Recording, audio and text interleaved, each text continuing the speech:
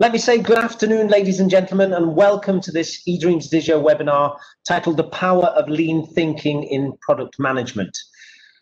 Now, eDreams Digio is one of the world's largest online travel companies and one of the largest European e-commerce businesses. Under our four leading online travel agency brands, eDreams, Go Voyages, Opodo, TravelLink, and the meta search engine Liligo, we offer deals in regular flights, low-cost airlines, hotels, cruises, car rental, dynamic packages, holiday packages, travel insurance, and most recently, we have added trains. Now, in order to continuously improve and add to our amazing products, we have an ever-growing international family, which includes over 480 members of our product team. Our team of collaborative professionals, they need to truly understand how we can leverage our scale whilst balancing risk in the evolution of our world-class products. The global onset of COVID-19 has had a worldwide impact of an unprecedented scale, and there can be no doubt that it has had a significant impact on the travel industry. But how did our existing ways of working in our product help us to react? What tools and techniques do our product managers and others use that have allowed us to manage the risk and iterate successfully? How have we been able to rapidly respond to the emergency customer needs? What do we do to continue to maximize business impact and deliver a market-leading product that offers more combinations of tailored travel plans than any other site? Well, good news. Today, in order to answer these questions and more, I'm delighted to present to you our two speakers.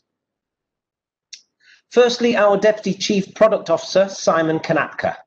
Simon has over 10 years product management experience building digital products in the health and fitness and leisure and tourism sectors. Before joining eDreams Digio 4 years ago, he worked within a number of small to mid-size international businesses, as well as founding his own digital startup. Welcome, Simon. And joining Simon today is Martin Burgener. Martin has been working on digital products for 13 years. The last 9 of those, he's been specialized within the travel industry, from his own startup to leading OTAs like eDreams Digio. He's part of our product team, and he wants to share with you a behind the scenes of a project that he's been involved in during the last year, where he has applied many of the lean thinking techniques and tools that we use here in eDreams Digio. Now, I'm sure you're going to have many questions for Simon and Martin. Therefore, allow me to tell you how you can submit those questions. And please, you can do so throughout the presentation. On the bottom right of your screen, you can see the chat function. If you click that, it's going to open the chat panel. So in order to ensure that your question reaches the right place, please select from the drop-down options at the bottom of the chat panel, the option of all panelists. So we want to send your questions to all panelists. You submit those questions, we're going to collect them together, and myself and Marina, say hi, Marina. Everyone, sorry I was on mute. Myself and Marina are going to be asking Simon and Martin at the end of the presentation your questions during that Q&A segment. However, if during the presentation, our friends Simon and Martin here, they ask you to submit a response to a question that they have for you during the presentation, then please feel free to post your response using the all attendees option. This is going to allow the rest of the people attending to see your participation. So if it's for the Q&A, send it to us as panelists. If it's a general response, please feel free to post it to all attendees. So it just leaves me to say, enjoy our eDreams Digio webinar. We hope that you learned something interesting today, and I'm now going to hand over to our Deputy Chief Product Officer, Simon. Good evening, Simon. Hello, hello. Well, thanks for that introduction. I'll see if I can live up to that introduction today. So let me start by sharing my screen. Can you all see my screen? I will look. Not yet, Simon. Not yet, mate, no. No, it wouldn't be a good webinar without some technical difficulties, so don't worry about it. Here we go. It's coming. There we go. Here we go, yes. Okay. Well, that's the first part over it. Okay, so let me start with a quick introduction. That's actually what we're presenting today is actually something that we've been doing as an internal workshop, actually probably for the last 2+ years. And it's something that's kind of developed over that. The actual workshop itself is something a bit more kind of in depth than the actual presentation we're doing here. But obviously all of the key kind of key features of it and the key kind of learnings from it are actually put into this and have been distilled down to this sort of 25-minute presentation I'm going to do here on the actual kind of the theory of it.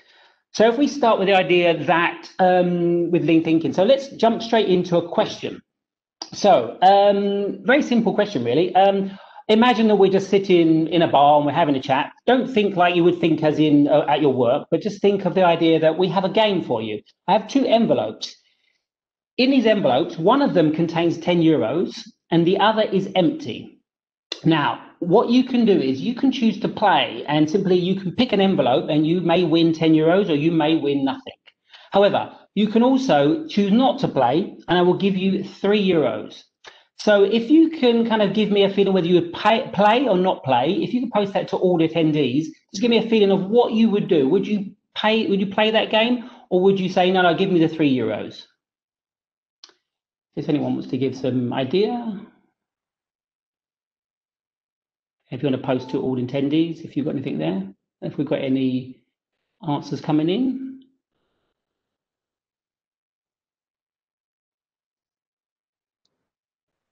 So we can see a couple of plays there, Simon. Yeah. Plays. Okay, cool. Well, actually, yeah. I mean, it makes sense. I mean, 10 euros. I mean, what have you got to lose, really? It's a kind of simple game and a gamble. However, let's make it a bit more interesting. Let's now make it 10 million euros. And again, it's a super wafer thin 10 million euro note that's in one of the envelopes. You cannot easily see it. You can play that game. You can win 10 million euros or potentially pick nothing. Or by not playing, I will give you 3 million euros. So again, same question. Would you play or would you not play? If you want to post into all attendees and just kind of give us a feeling of what the general consensus is.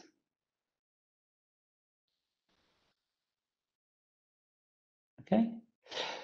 Now, actually, when we've done this kind of question in many cases, it seems to be that most people kind of change from originally wanting to play, but now when the stakes get higher with 10 million, they tend to not want to play. And the first question is, what's changed? The odds are the same. It's still 50-50. You got the same odds of being able to pick an envelope with something in. However, something else has changed. There seems to be some sort of kind of risk that's involved. And when we talk about risk, the first thing we do understand is that risk is not equal to uncertainty. The two things are different. As we said, the kind of odds that you have on the question is 50-50, but suddenly there's this something else about it. It's this fear of losing something, and this something to lose suddenly has a greater impact upon you. And if we think of the idea, what is risk? Risk is kind of defined as the economic impact of uncertainty. It's what is actually at stake, what you could potentially lose should you make that wrong decision. Or in other words, should you make the right decision? There's something very much that kind of makes you believe that I would rather take what I have rather than risk a large amount on something. Now, actually, product management, if we take that as a kind of metaphor, is a bit like picking envelopes. These envelopes kind of contain several problems and potentially several ways of solving it. And of course, there's many envelopes and you can potentially pick an empty envelope or you can pick an envelope with 10 million euros. However, the odds are against us when it comes to picking these problems to solve or the ways to solve them.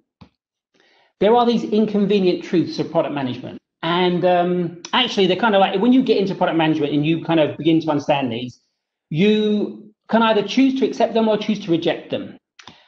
The first of these is that 80% of what we build creates no value. I mean, in reality, we sit in a room and we kind of have some ideas, or we maybe get kind of some, things that we think sound cool. But actually, when it comes to it, 80% of the time, it doesn't generate any income. This isn't kind of something which is specific to kind of eDreams. This is kind of across the whole area. It's very much kind of something that, particularly in the world of agile, you kind of accept these odds, and you know that what you're really looking to do is to identify something in the 20%. But in most cases, everything's kind of never really works out, and it tends to be that 80% of the time you would have in effect wasted your time. You might have learned something, but you haven't really created any value. The second of these is that for any new feature, it's likely that you require several iterations. So even though that you may be able to find something that is valuable, it's probably that the first iteration, the first thing that you release, probably doesn't show that value, or again, in most cases, it probably contains certain bugs or certain kind of iterations that you maybe need to kind of make. But ultimately, it won't be that first try. I mean, it doesn't say it's impossible, but it's more than likely the first try you won't deliver what you expect to deliver. And then finally, it's that nobody really knows what anything's worth until it's tested. Ultimately, any amount that anybody talks to you about, whether it's in a business plan, is probably somebody making some sort of assumption or doing some sort of basic calculations where they assume certain things to be true. And realistically, they don't really know. And of course, if we knew, we wouldn't be doing A/B testing. So in reality, we do this because we want to understand it. Now, as I said, if you work in a kind of agile way of working, you would probably embrace these. You would go, okay, this is the landscape that I'm operating in. You could, however, reject those ideas. And in many cases, I'm not saying that's 100% wrong, but, we have kind of the traditional way of working, the kind of idea of waterfall, where you would kind of like set which the requirements you need. You would kind of, lay them out. You would kind of give it to your dev teams and you'd go forward and develop that. And probably you'd hopefully set a timescale for when you do that. And then you would deliver. And ideally, you would assume that you will be delivering the amount that's in the business plan. Again, I'm not saying this is never working. It actually is something you find a lot in, particularly in large corporate businesses, kind of traditional way. A lot of governments do this. And to be honest with you, many cases, you'll find a lot of these kind of large government projects, they tend to under-deliver or they deliver late. There's countless examples of this. And simply, if you want to work in that way, great. However, we are working in the agile way, and we kind of accept these kind of these inconvenient truths. And as a result, we've kind of developed tools to allow us to kind of work within that area of uncertainty. If we take this kind of idea, this is the cycle of validated learning. This is something which comes from the Lean Startup with Eric Ries, a book kind of published almost 10 years ago now. And actually it works on the basis that you are working in this, or you're operating in this area, which is very much unknowns, and you're not sure of how things are, and you need to get this feedback loop going. It's always believed that you would go through and you have an idea and you would build something, you would measure it and you would learn, and it would be a constant iteration. The faster you can traverse this cycle, the more successful, or the faster you will be able to obviously establish what is a successful product and maybe find these. And again, in many cases, when we use this kind of idea of build, measure, learn, we have a start point. So whenever you kind of, start that conversation of, okay, we have a potential idea, what are we going to do? You go to this idea of build. Now, we said getting around this cycle is very important. So how can we build something that takes less time? And the thing we talk about here is let's build an MVP. I hear this kind of like, it's almost like the second thing of we've got an idea and then maybe a minute later comes, let's build an MVP. But in reality, what is an MVP? Now, before I actually kind of say what we believe an MVP is, let's just be clear about what an MVP is not. It's not your first crappy version. So again, this idea what a minimum of what you can do, it's not this idea that, well, I launched the MVP and it didn't really deliver anything because, it wasn't that great, or it didn't do this, or it couldn't do that. So again, it's not a crappy first product. It's also not your phase one. Again, an MVP isn't necessarily the first thing you do with almost like a roadmap of the next things you'll do. An MVP, if we take it from the kind of the description from Eric Ries, it's a minimum viable product. It's a new product or website that is developed with the sufficient features to satisfy early adopters. The final complete set of features is only designed and developed after considering feedback from the product's initial users. Basically, what this is saying is, we talk about these three elements: the minimum, the viable, the product. The minimum part is, as I said before, it cannot be a crappy version. It has to be the minimum it delivers. There's a famous kind of quote from Einstein, which is as simple as possible, but no more so. It has to be able to meet your minimum. Actually, if it goes below that, then you lose the value of your MVP. The second is this idea of viability. It has to be sustainable. You have to feel that your users value it enough to be able to make this product that you build sustainable going forward. So you have to be able to get some sort of value back from your users to make you feel that actually there's something in this is worth doing, this is worth pursuing. The final part of that, the product, now this is where it gets complex, because as I just said, we started this idea that, build, measure, learn, and this build and the word product always makes people think of building something. And we said getting around this cycle is kind of how can we do it quickly, but we've always assumed we need to build. The problem with MVPs is actually it's a process, it's not a product.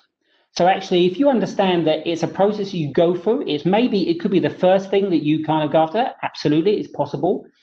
But you also have to be beware when you are doing it. The first thing is why you have to be careful with MVPs is these things called solutions.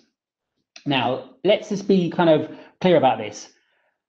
Solutions are basically more interesting and sexier than problems. You'll probably find that when you start to talk to friends or about a kind of situation you may have, you'll find that many people will jump to this idea of kind of explaining to you how they would deal with it, how they would solve your problem. And it's a human kind of way of working is that, you want to go to this idea of helping somebody.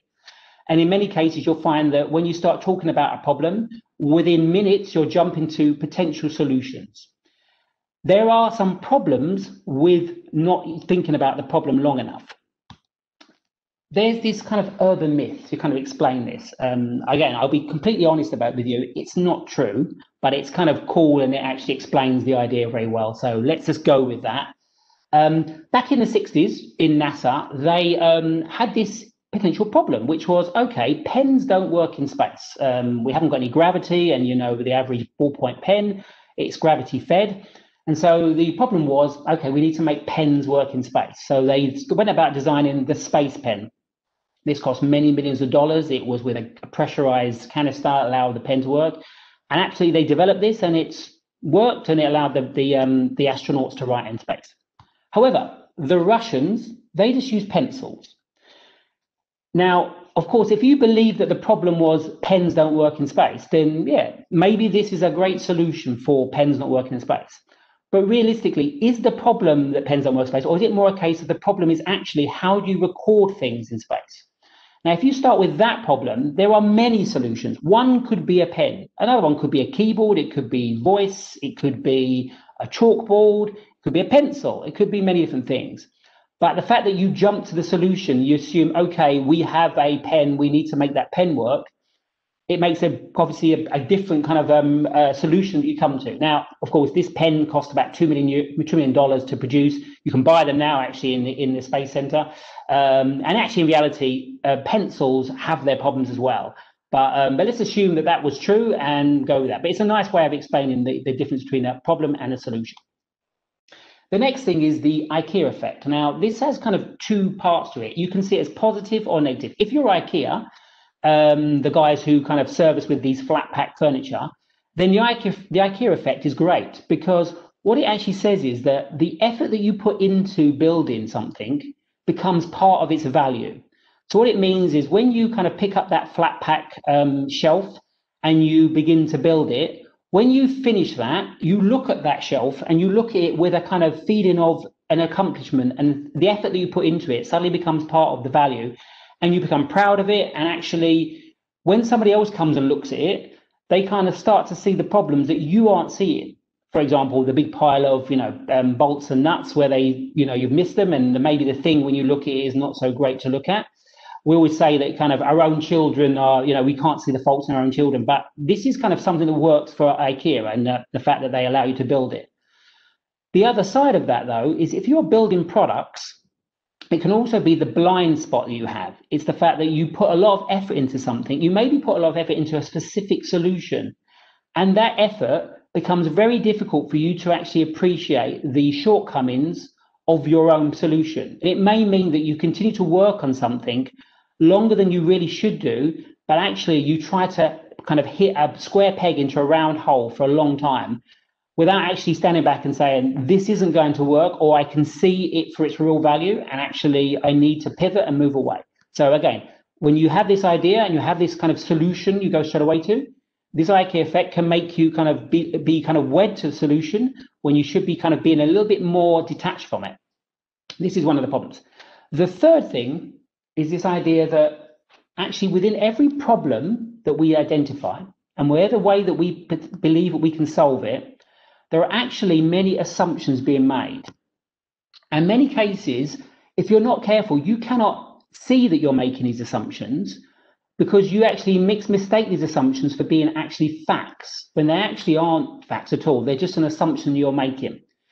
What you should start to do when you have this kind of, this problem and solution thinking is that you should start to step back and think, what assumptions are being made? It could be assumptions about the problem, whether it really exists, on who has this problem. It could also be about the way that you are going about solving it. Maybe your solution needs something to be true for that solution to work. If you start to think of it in terms of assumptions, then the next thing you start to think about is how could I test that assumption? Could I do this test in a much quicker way than actually building an MVP? Let's just jump back to our kind of original question again. Now, if we consider, what if in that 10 million euros envelope question, what if we could make holes for 20,000 euros each? What if we could kind of have a quick peek in that envelope and design a way that make a hole that we could maybe feel that we could get more certainty about that envelope, whether it contained 10 million euros or it contained nothing? I won't ask that question, but actually in most cases, people would say, yes, actually I would make holes of 20,000 euros based on the potential risk that I have. It's worth maybe making a few holes. And if it helps me to find that 10 million euros, then I would do so. So how do we make holes in envelopes? And if we think this kind of like from that in terms of product management, what tools do we have to allow us to try and make holes, to try and kind of find out if there's any sort of evidence that maybe makes you think that that envelope could be a 10 million euro envelope rather than a zero? And we start to think about experimentation. There is some economics in regards to experimentation, particularly in validation. I would say to people, sometimes if you have an assumption, but it is low risk, then I wouldn't really think too much about experimentations. Maybe you can go ahead and just build something. The risk is low. If the kind of idea of building something is very simple, then go ahead. As I say, this is not a kind of something I say to you, you should always experiment. However, when you have assumptions and they create uncertainty and it's in a high risk situation, which in most cases, let's be honest, when we're trying to do things in product management, we're trying to make big impact, we're trying to make a difference. We'll find that the effort and the reward involved in actually building something, that creates an element of risk. There's an element of, am I building the right thing? And if I'm not building the right thing, is somebody else building it in case I'm doing that? So these are the moments when you should say, okay, this is the moment where I have assumptions and I have high risk. This is when you should start to experiment. When we talk about when you should experiment, we have to think of what you are creating an experiment for. You have a current condition. This is the thing that you currently have, the product that you currently have, or the current situation without the product. You want to get to this goal. And maybe along that way, you have a kind of, in-between steps, maybe your MVP, for example. It could be many different things. It's your next target condition. In many cases, to get to that next target condition, you might find that your threshold, your knowledge threshold doesn't reach there. You don't know everything. You have got what we call a kind of elements of a gap between what you know and what you need to know to build the next condition. And this is where assumptions sit. They sit in this area where you kind of say, okay, if this is true, then my solution would work. If these assumptions are there, you need to start thinking about how can I create experiments to actually validate if that assumption is true or false. Because my solution potentially only works if that assumption is true. So can we think of an experiment where we can move that threshold of knowledge up and kind of create more facts? There's a very famous kind of quote. I'll just use it from Don Rumsfeld. It was back in, I think it was 2002. It's kind of this idea that there are known knowns and known unknowns and unknown unknowns. It's quite simply saying that there are things that you don't know that you don't know. And they tend to be kind of uncovered, most cases in product management, in the moments when you least expect them and you least want them. Maybe it's just before you're about to deliver something. And it's the thing that suddenly you realize, oh, I've now understood that there's a connection here, or there's something I didn't consider. And it's the thing that kind of derails your delivery. But actually, if you start to think about that, it's when you're experimenting, you have facts. Facts are awesome because what it means is that you have all of the knowledge that you need to go and build something. It's the place where you go to execution mode. With the facts that you probably have little uncertainty and you can go build stuff and you probably know how it's going to turn out. But realistically, as we said, we don't exist in a world of facts only. What we have is in many situations where we have kind of these known unknowns and unknown knowns. These are kind of questions and intuition. This is where you may be a question, you say, okay, I wonder if there is a link between this and that, or I wonder how much this would affect my, my product. Or you might have this idea of intuition, this feeling that you have a gut feel that there's something in this. I know that there's a link somewhere. These are great places to design experiments. And what you really want to do is when you experiment, you get an answer and you move these into facts. And again, when you have all the facts, you can go build stuff. And that's to say, makes your delivery less likely to fail and less likely to kind of be derailed at the last minute. However, the real bonus of doing experimentation is when you do those experiments and you get feedback and you get a feedback loop going, you actually encounter new insights. These are actually where the real magic happens. This is where innovation happens. This is when you discover that there is a truth that has been unknown. This is where suddenly you are able to kind of make a connection between two dots, which previously maybe haven't been there, but gain an insight that allows you to actually develop something and really kind of make a difference in your product. You will only ever get a new insight when you experiment. Or when you build the whole thing, and maybe this new insight actually is not a great insight to have at that moment because it's cost you a lot of effort. But again, experiments are great for uncovering these.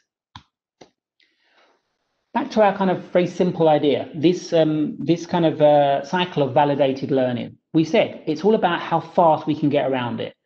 Now, if we could kind of build something fast, that's cool. But maybe there's a way of actually getting around this kind of cycle even faster, kind of cutting the maybe elements out of it. Now, of course, there's some elements that we would never cut. We understand that we're in an area of uncertainty, and it's called the cycle of validated learning. So the first thing we're not going to do is we're not going to cut out learning. But what we can potentially do is cut out building and product. Back to our idea of MVP, product. This product is the thing that makes everyone think they have to build something. If they're not building, then they're not really, able to move forward. But if we can kind of get an idea and we can somehow measure it through not building, then that is obviously a way that we can make this cycle go much quicker. Let's consider the RAT. This is an alternative. It's a way actually we can talk about assumptions and we can actually test them in a faster way than we would with ordinarily building an MVP.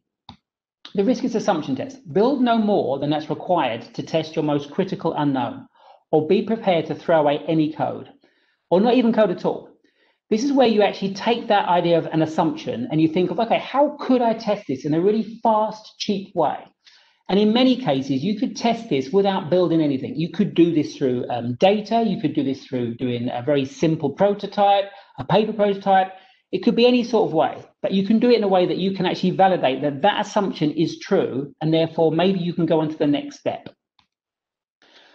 But of course, how do we know which assumption is the riskiest? Well, actually, I would say think of it like the theory of constraint. Think of it like a pipe that has a kind of throughput of water. Look for what you would consider is the bottleneck. This is the thing that if you wanted to get more water to flow, you wanted to increase the throughput, you would have to address this bottleneck. There's no point in trying to kind of expand another part of that pipe until you actually solve that bottleneck. Nothing else matters. If you take it in the sense of a product, imagine you have a product that actually has a recurring revenue model. The recurring revenue element is important, absolutely. And maybe if you have a recurring revenue that's payable every month or every quarter, every year, okay, you need to make sure that people can kind of make you the payments, and you can actually you can kind of get those people to allow them to renew their membership. However, if you cannot get those people to actually buy your product in the first place, then the other things aren't really a problem to you at the moment. Again, you need to get people to buy the product to then later on be a person that renews. As I said to you, you have to tackle the bottleneck first. Maybe then when you've tackled that and you've actually validated that you can move the needle on that, or that is true, that then that next assumption becomes your new riskiest assumption. But you have to think of it as a way of lay all your assumptions out and then decide which one is the risk, is the one you have to answer right now. Without it, your product will fail. So let's just think about those two ways of approaching it. You can build a MVP. An example here, build a stall. You could build that stall to discover that maybe an element of it, a critical element, is not fit for purpose. Or you could design a test that actually only tests that specific piece of your stall. In this case, you could design a test to test the strength of a screw, or you could build a stall with that screw and then find it fails. And again, the second option, the rat, allows you to maybe do something very kind of targeted and very quick, and actually saves your time, allows you to traverse that. So let's take that theory, that idea of doing things in a quicker and a more kind of lean way, and let's start to kind of think about it in terms of examples of what we've done in eDreams over the last 2-3 years, and particularly in the last 6 months. So let me hand over to Martin, who's going to start to talk you through about some of the actual ways that we've used that in eDreams. Well, hello everybody. Thank you, Simon. I'm here to share with you a particular business case or a project in which I was involved and for which we upload these learnings that Simon shared with you. Let me share my screen so I take over the ownership of the presentation, because I like to be managing my own how when I move the slides and when not. Let me know if you can see my screen already. You can see that, Martin. Go for it, buddy. Great.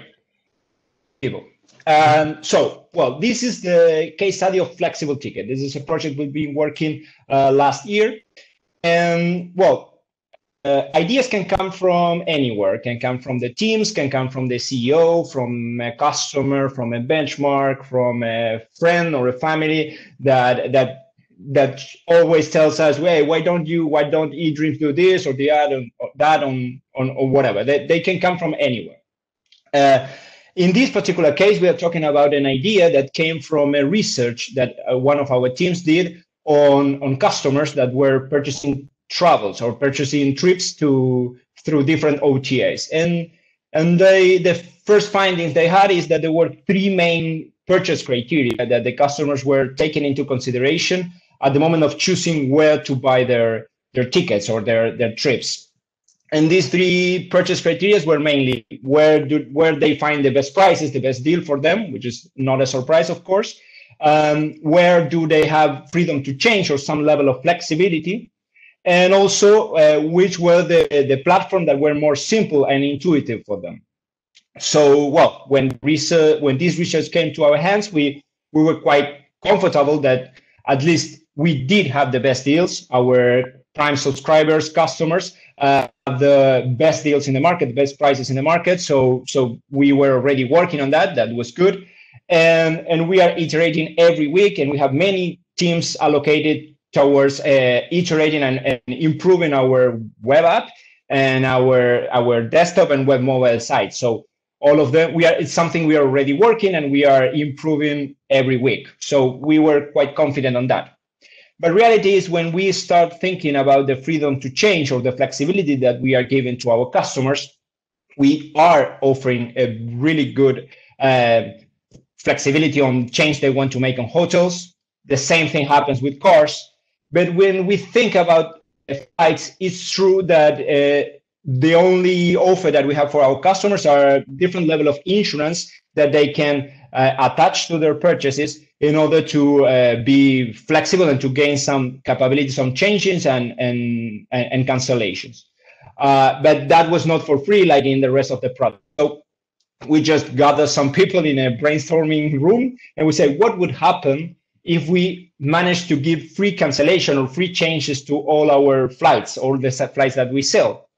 And the brainstorming, we went out of that brainstorming quite happy, let's say, or quite enthusiastic, because we soon realized that if we manage to put that in front of the people so they can buy a flight with free refundability, we will probably impact our in-funnel conversion, meaning of all the visits that we have in eDreams, we will probably be able to get more people to buy the products from us, because the barrier for the decision is a lot lower, because the product itself is a lot more interesting and the customers will find it quite useful. So that will impact our in-funnel conversion. That's great. The satisfaction potentially of the customers will be a lot higher also, because they have this freedom that they don't see in any other OTA. So we are expecting the repeat rate to also increase. I mean, how many customers today buy it and then come again in 6 months or so, buy again from us? We were expecting this level of satisfaction that we'll create will impact that repeat rate. And there was a marketing guy in the room who says, with the same level of investment that we have today in marketing, we'll probably be able to attract more customers, because the claim of free refundability is so strong that our customer acquisition cost for sure will drop massively, and we will be having a lot more customers in our sites, in our platforms. So we came out of that room saying, this is great. This is a great idea, and we should move forward right now with that. Well, when we approached Simon with this idea, who is such a killjoy, he then said, I'm not so convinced. How do you know that the in-funnel conversion will go in the direction you are expecting? How do you know how much or if you will have a repeat rate increase? And how do we know that the customer acquisition will effectively go down? And on top, you need to consider that the cost you will have on this initiative, because those cancellations that you will need to afford are, of course, a cost that you will need to more than compensate with the rest of the improvements or the increases that you made. So we soon realized that actually the four of them with the cost were assumptions, and realistically we had no idea what were the results of this idea, this massive idea, great idea that we have in that room. So we took the challenge and we say, okay, let's go this way, Simon. I like it. And what are the riskiest assumptions then we are doing? The first riskiest assumption on how we understand it is that the customers are valuing flexibility on flight. The three people that were in that room for sure were valuing it, but what would the...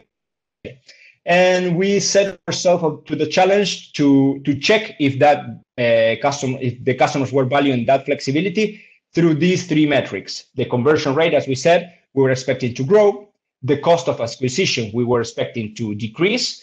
And the NPS, the Net Promoter Score, the level of satisfaction of our customers, we were expecting to grow, to increase. And therefore, we were expecting to impact the repeat rate in the mid to long term. And there was a second risky assumption, which is that the costs are, let's say, in the levels that we were expecting, that the people that will cancel will not be that much, and that the product will stand itself. So as you can see, the risk of this project, if we fail, is quite big, because we will be offering some level of freedom to the customers that we might not be able to afford afterwards. So we decided to go through different steps on our investigation and getting insights of the customer flow in order to answer all these questions. So the idea was to go through an intense testing and learning as fast as we can. As we were starting from scratch, from zero, literally, we started in the first week with something really open, just trying to frame the problem, trying to get a qualitative information on how was the customer seeing this kind of offers. So we sent a couple of surveys to our customers through email and asking some open questions, just trying to understand how they feel. How much would they value free cancellation? What were the most important benefits of getting this free cancellation? We asked rank those benefits to understand what was the main reason to go through this path, or what was the second one, and trying to get some inputs and keywords to work with. And then we contact our customers that were already buying some level of insurances to get some flexibility in order to get the main reasons why they bought the insurance. With the same idea in mind, right? To get the level of problem that they were trying to face, what was the main reasons to go through that direction. So we started with this qualitative. We already start gathering some information that we found valuable. So we moved to something more quantitative once we had something in place. And we started with some cheap tests on SEM, on online marketing, and CRM tests through email. what we did is we created some, let's say, fake ads where we were starting to offer the customers this free refundability or free cancellation in all the tickets. Just changing the ads we were already putting in Google, in Facebook, and different social media, and adding some keywords representing the product in all of them, and start to measure how, if the clicks and if the interaction with the customer started to grow, if more people were interested once we were referring to our flights as free refundable, freedom to change, flexibility, and so on and so on. And we did the same thing, as you can see in Germany in the right, with some emails on CRM. So we soon started to understand a lot of them, like things like cancellation is perceived as negative, whereas free refundability or flexibility is as positive. So all those kind of things allowed us to start iterating and start understanding and framing the problem a little bit more. All this happened in the first week since we got her, since we present the project to Simon. So we were already making a lot of progress. We allocated then our second week to what we call UX labs, which in reality means we invite some people to our Edo offices and we present them to a potential solution or a potential platform that they can interact with. We do this without coding any line. Actually, we just do some prototypes, some images where they can feel like they are navigating our real site. But in reality, we involve known development on this. So we kept it quite cheap in a way. So in the second week, on Monday, we started and we set ourselves a sort of challenge, let's say. Okay, we want to create a solution with free refundability that is visible for the customers. That's easy. It's easy to understand. The customers find it relevant because it's something new. They find it credible. They understand and they believe in what they are seeing, and they find it, well, superior, let's say. They understand that it's nowhere else and not other competitors are doing that. So we say, okay, if we manage to make the customers, the 6 people that we are inviting on a Monday, through all these ladders, through all these stairs, and get to the superiority, we will be fine and we will be perfect and we can move forward to the coding phase. So we say, okay, we would need this to be really important as we think it is. So we started with the homepage with big signs, quite fresh, really up in the front of the people, and we did that same thing on all the steps on our funnel, on our platform. So after you get to the search results and we reinforce the message, we put some filters. Every single card on the flights were highlighting this new benefit of refundability or free cancellation tickets. We added some banners. When you move forward in the funnel, you will have some reinforcement that says, keep in mind that this is free refundable. Next to the button below, you can see that we were still, let's say, reinforcing the message to the customer saying, hey, this is free refundable, this ticket is free refundable, we have you covered, let's say. That Monday was not a happy day. When we finished the day, only 2 people out of the 6 that were, this is not quantitative because it's only 6 people, it's in the lab, but only 2 people out of the 6 saw the message. That's, for us, was quite shocking because, as you saw, the homepage was massive. It was there in every page, and nevertheless, only 2 people saw it. And on top, one of them didn't find it interesting at all and say, I don't know why I want to buy this because I'm buying a flight to Rome. I want to go to Rome. I don't want to cancel. And the other one had a bad experience in the past, so was saying, yeah, seems interesting, but I don't believe it. It's too good to be true, let's say.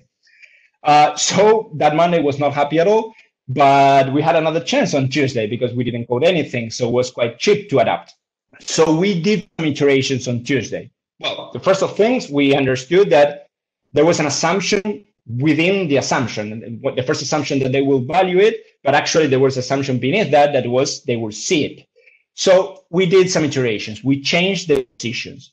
We, instead of trying to avoid this banner bias that we thought creating on the homepage and with these big letters and highlighted colors, we moved towards a more subtle way of presenting the product. We created this system alert that you can see in the bottom left, where we were it was just appearing after a couple of seconds, explaining this to the customer. And also, because we were eye tracking the customer and see where the ads were going, we understood that the prices and the bottom were the point where all the people were focusing on. So we say, okay, the message needs to be there. And also something we learned through the first Monday was that the waiting page that normally takes 5 to 6 seconds was something that the customer were reading. They will see what was going there and so on and so on. So we say, okay, that's a good point also to reinforce the message. That's where we created this particular, let's say, waiting page. And on Tuesday, we were testing again. 6 more people. The results were a lot better. We're encouraging, still a long way to go, but at least 6 of them saw it, and 4 out of the 6 were finding it relevant. So we were a lot happier. Tuesday, Monday was a boomer, but on Tuesday we were a lot happier. But still didn't, when you don't feel it still. So we say, okay, let's go another round. Let's try it again. And on Wednesday, we invite 6 more people.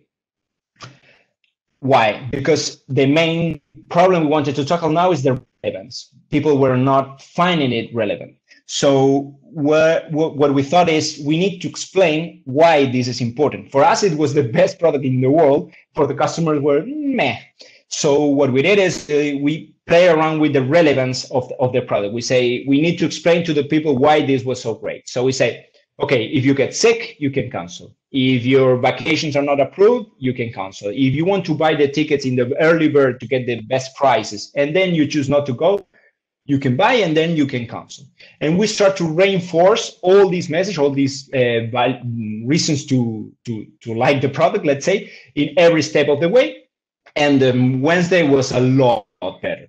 And all the people were finding it relevant, and the vast majority of them were finding it credible. Some of them were identifying that it was superior to the competitors, but most of them were finding it relevant, which was our main goal. So from Monday to Wednesday, the change was massive, and we were a lot happier than on Monday. We took the Thursday and Friday to do the same thing on our mobile side. Desktop and mobile can have different behaviors. So with all the learnings we got from the desktop, we applied them on mobile for Thursday and Friday. We did 2 rounds of tests with some customers in our site, in our offices. So with that, we felt confident. On Friday, we said, okay, we are confident we turned this around. We started from really bad experience to a Friday where we were confident. So that's how we finished our second week since the beginning of the project. We take the last step, the real one, with the quantitative one with the customers, which is the A/B testing. The third and fourth week, we allocated to work on the A/B testing. For those of you that don't know, an A/B test is when you just split your traffic and you allocate randomly a customer to 2 different sites. In this case, what we did is we allocate customers either on the normal eDreams, like you always would get if you go to eDreams.com, and half of them, 50% randomly picked, we instead redirect them to this site that you see on your right, which is the same eDreams with all the same features, all the same platform, but with this extra value proposition of getting your free refundable tickets. And we did this in the cheapest way also. We start with just one market. You know that eDreams is working in many of them. So we start with one market, which makes you easier to work with languages, to work with insurances if you need, and so on and so on. So we started one market. We include an insurance that we already had in eDreams. We still have for free in every flight. So in that way, we didn't need to build a new logic in the backend, in the customer service, everywhere. We just were leveraging what we already had. We implemented every learnings that we had in the CRM, SEM service, and the labs, and we started to then measure. As you can be sure that you don't have any seasonality or something like that, because you are comparing to same traffic at the same time to the other side, You can measure conversion rate, NPS, as we were saying, and the cancellation ratio, which is the cost of the project, in a really good way, because you are only measuring this change against the normal site. Weeks, and in 1 month since the beginning of the project, we had all the assumptions and all the questions that Simon had asked, all of them already answered. We knew which were the main keywords, how much the customer were valuing, how much were that impacting in our conversion rate, what was the NPS of those customers, which was a lot bigger than the normal one, and also what was the cancellation ratio, meaning what was the cost of keeping this project alive. Just keep in mind how much would have failed if instead of going this direction, we would have just started coding with the first thing that we put in our lab on a Monday that nobody saw it. And we would probably end up in a wrong conclusion saying this doesn't work. In reality, what isn't working is the solution, not the problem, not the value proposition itself. That's pretty much how we build this project, and it's something that we keep on working on that. Of course, today with the COVID situation, the pandemic, these numbers are a little biased, so we stopped this project, but the project is still alive, and we are working on getting soon up for you in all our platforms. And with that, I will hand it over again to Gigo, who probably will lead all the Q&A section. Great. And just what we are open to the Q&A session, but in case you have further questions afterwards, I will leave Simon and my contact just in case you need it. But the questions are now, so feel free to fill the Q&A and the chat with your questions. Absolutely. As you can see on the screen there, we have Simon and Martin's QR code. So this is for their LinkedIn profiles, I believe. So if you want to scan that whilst we're going to leave that on the screen whilst we take a look at your questions. So the questions have gone directly into us as panelists. So let's take a look at a few of the questions that we have. We've just been trying to pull those together so that we don't get repetition. So the first question, how do you manage stakeholders? How do you manage stakeholders who expect development teams to be coding real products? Yeah, so when you have a stakeholder who's expecting you to code things and create real things, how do you manage that? So actually, let me kind of answer that. So, well, actually, the truth of it is that we always think of kind of developers and development teams as building stuff. But actually, I always say that actually kind of executing the wrong idea perfectly is as valuable as badly executing the right idea, probably actually less so. So actually, you have to think about this in terms of education of your stakeholders to make sure that they do understand that because you're doing these other tests, it doesn't mean that you are wasting your time.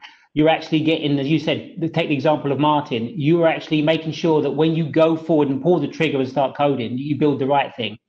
You also have to understand is that most teams, they kind of operate at many different projects at the same time, or products, and there are different stages of them. And so we think of product discovery. While you're executing and building something, you are potentially looking in and doing product discovery on something else. So you can balance those two things up.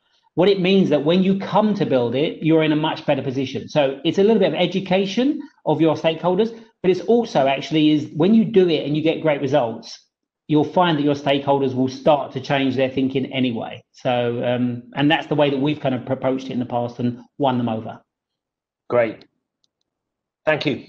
Marina? Hi, so yeah, I've got another question here, and this one's for Martin. It says, while testing with CRM and SEM, like Martin explained, the customer lands in the normal eDreams without the new product. Aren't you somehow annoying customers?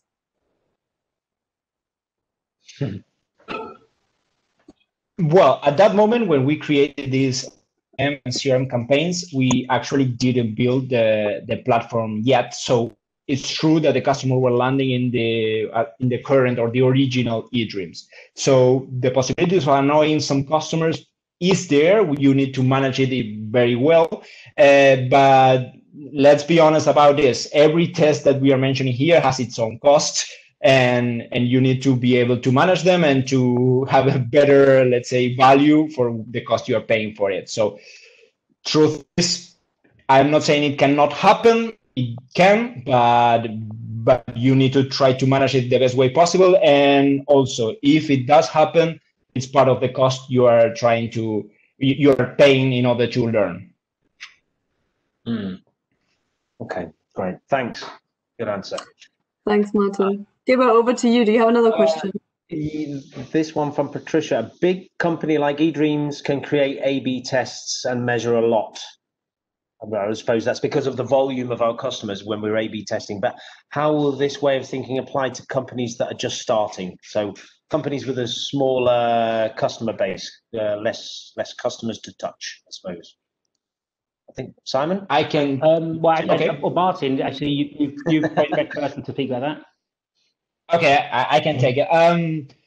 Well, it's true that in eDreams we have a team of data scientists, and we have a massive number of customers, millions of customers visiting us every day, and that does create an advantage. That's true. But if you go through all the project that I had just presented, actually, what we did is we did a normal survey to some customers, something that is cheap, everybody can do. We run some SEM and CRM campaigns, also something that is not for eDreams. In startups and low companies can do it and have access to that. And actually, the same with the prototypes and the user lab that we were mentioning, presenting some projects that are not coded to some customers, all of that does incur in massive costs. So actually, it's not something we can do in eDreams and would not be able to. Something that all of them can do, actually. For instance, we sometimes go to Plaza Catalunya, who is nearby our offices, because that's where we can find people getting from to Barcelona center. So, and just approaching them and getting some contact with them is getting us a lot of insight, a lot of learnings, and it's free of charge. So the A/B testing itself can happen with that situation, but actually you have many more alternatives in order to get the second feedback from the customers. Great. So no need to code and try and A/B everything. There's lots of other ways you can do it. Get out there on the streets and speak to the people. Thanks, Martin. So next question. I have here one. I think this one would be for Simon, would make sense. How do you manage the quality when you look to reduce effort and test fast? Well, I mean, just thinking it back to one of my early points is I talk about the idea of minimum, and I think when I mentioned it there was that MVPs are not the crappy first version. Unfortunately, I've seen it happen so many times, and as I said, I go back to this point of like as simple as possible, no more. So if you find that you're building something where the quality is bad, you need to be kind of like open and aware enough to realize that and to not do that, because what you will simply learn is, a crappy product is going to give you one result. If you believe that crappiness is below your threshold, then you have to really rethink about what you're actually doing. It is a very difficult thing to manage, because we know that stakeholders and most companies, particularly large ones and ones which are under pressure, particularly now in the times of COVID, there is this kind of feeling that you have to do things fast. And fast, everyone normally associates fast with a kind of like a sacrifice of quality. Well, you have to balance them. And I can't tell you where the right moment is. What I will know is that inside you will know when you have cut too many corners. You need to be kind of like very aware enough to know when you've done it, and to be, like we say with the idea of, the Ikea effect, to step back and realize that your shelf is maybe a little bit crappier than you first thought, and you have to kind of like consider that actually maybe that's got something to do with it. Then it goes back to the same point of Martin, is we could have done something badly and taken the completely wrong kind of insights from it. So you have to be aware. So I say there's no obvious way, but just think about what you're doing and kind of try to look at it without those kind of rose-tinted spectacles that you do when you do something you built. Right, thanks, Simon. So fast does not mean crappy. Indeed. Okay, great. I'm conscious of the time. I think we're just going to wrap up. We've got one more question here. How do you test assumptions that need long-term impact? So something you need to learn, but you're not going to see the results immediately. Who wants to take that one? Maybe Martin, to wrap us up today? Yeah, sure. That is actually a good question because it's a challenge. In this case, for instance, the project we were talking about, the repeat rate was one of our key value propositions or key, let's say, KPIs to follow in order to know what was the value of this. So it is true that measuring long-term is not as easy as short-term impacts, but we try to go through some level of proxies. In this case, the end was working as we just measured in historical data and understood that with a higher, more eager to repeat, to buy again from. Our proxy was that the NPS. If the NPS was growing, then the repeat rate that normally reacts positively when the repeat rate reacts positively when the NPS grew. Normally they go hand by hand. So when we saw that the NPS was reacting positively, we understood that the repeat rate will probably used as a proxy, and we then need to measure. A couple of months happen just to see if we deflect the.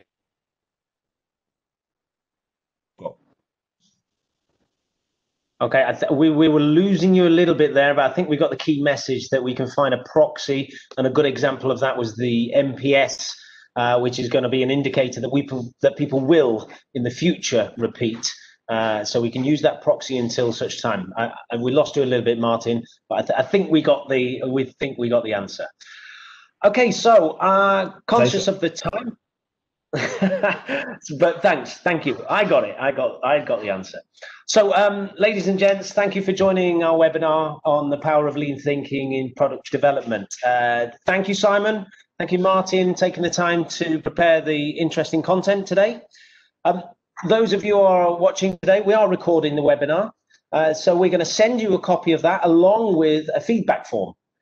We deeply value your feedback because, as always, in everything agile and lean, we want to continuously improve. So we would love your feedback if you could take the time to do so.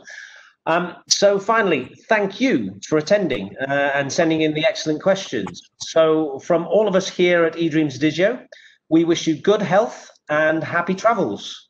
So thank you and goodbye. Bye-bye.